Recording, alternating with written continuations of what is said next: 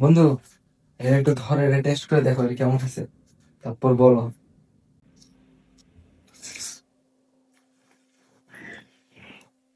খেয়ে বলো, তো খুব মজা হয়েছে বন্ধু।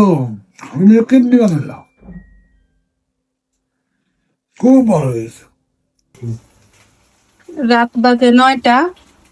সে এখন দেখি কিচেনে, দেখেন কি করে।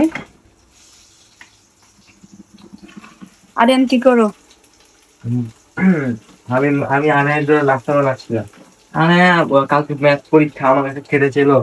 এখন ভাই হিসেবে তো কিছু দিতে হয়, কিন্তু আমি তার কালকে বাইরে যেতে পারবো না। এর জন্য আজকে আমি এটা করে দিব।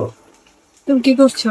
আসলে বাসায় তো যা ছিল তাই দিয়ে কিছু করার ট্রাই করছি, যেমন এই আটা দিয়ে রুটি বানিয়ে কয়েকটা শেপ নিয়ে চিজ বানাচ্ছি।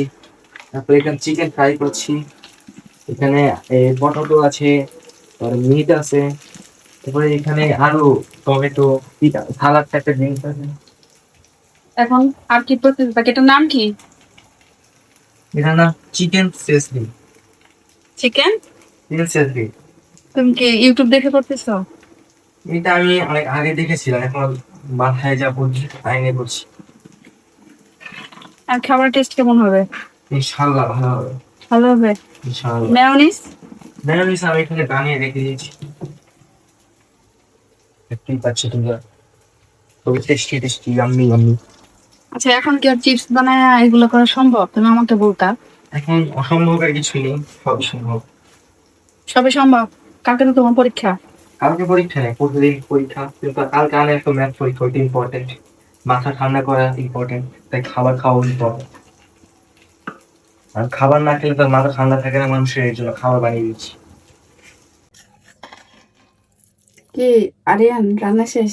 রান্না শেষ, এখন আমরা জাস্ট এটা নামাবো, নামিয়ে সার্ভ করব। এখন সব মিক্স করে ফেলেছি, মেয়োনিজ। চুলা কি অফ করে দিছো? না, চুল এখন অফ করে দিয়েছি, এখন এটা অফ করে দিতে হবে। এখন এটা আমরা সার্ভ করবো। এখন আমরা এইটা আমি আনার জন্য সার্ভ করেছিলাম, কিন্তু আজকে ম্যাথ করতে এতই ব্যস্ত যে ওইটা ধরতেও পারলো না। তাই এখন আমি ভাবলাম আমার বন্ধুকে দিয়ে টেস্ট করিয়ে দেখাবো আমার আজকে খাবারটা কেমন হয়ে গেছে। তো চলো। বন্ধু, এর একটু ধরে টেস্ট করে দেখো এর কেমন আছে, তারপর বলো।